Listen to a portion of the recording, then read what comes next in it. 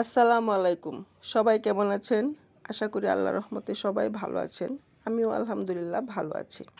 আজকে আমি আপনাদের সঙ্গে শেয়ার করব ঢ্যাঁড়সের পকোড়া রেসিপি। সেজন্য এখানে আমি নিচ্ছি 2 চামচ ময়দা, সাথে দিচ্ছি 2 চা চামচ কর্নফ্লাওয়ার, দিচ্ছি পরিমাণ মতো ধনে গুঁড়ো, শুকনো মরিচের গুঁড়ো, আর দিচ্ছি স্বাদ মতো লবণ। এখন আমি শুকনো উপকরণগুলো একসাথে মিশিয়ে নেব।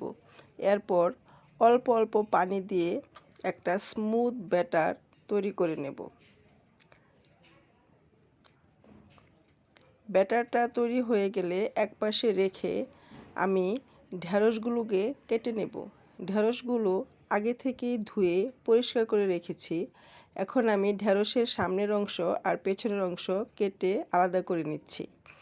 সবগুলো কাটা হয়ে গেলে এখন ঢ্যাঁড়সগুলোকে মাঝখান দিয়ে কেটে 2 ভাগে ভাগ করে নেব। ঠিক এভাবে। পকোড়ার জন্য অবশ্যই কচি ঢ্যাঁড়স লাগবে।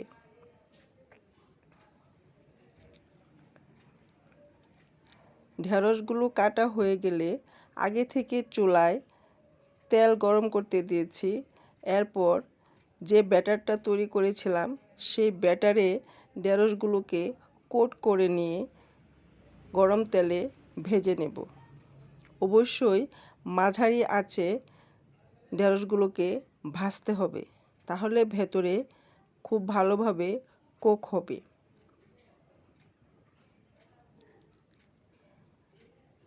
ঢ্যাঁড়সগুলোকে উল্টে পাল্টে সোনালি করে ভেজে নেব।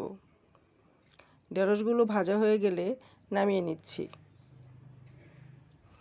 যারা আমার পেজটি এখন পর্যন্ত ফলো করেননি, প্লিজ পেজটিকে ফলো করে দেবেন। খুব সহজেই ভাজা হয়ে গেল কুড়মুড়ে ঢ্যাঁড়সের পকোড়া।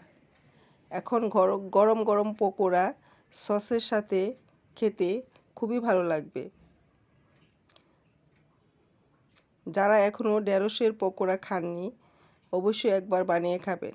দেখুন বাইরেটা কত ক্রিস্পি আর ভেতরটা খুব সুন্দরভাবে কুক হয়েছে। খেতে জাস্ট অসাধারণ।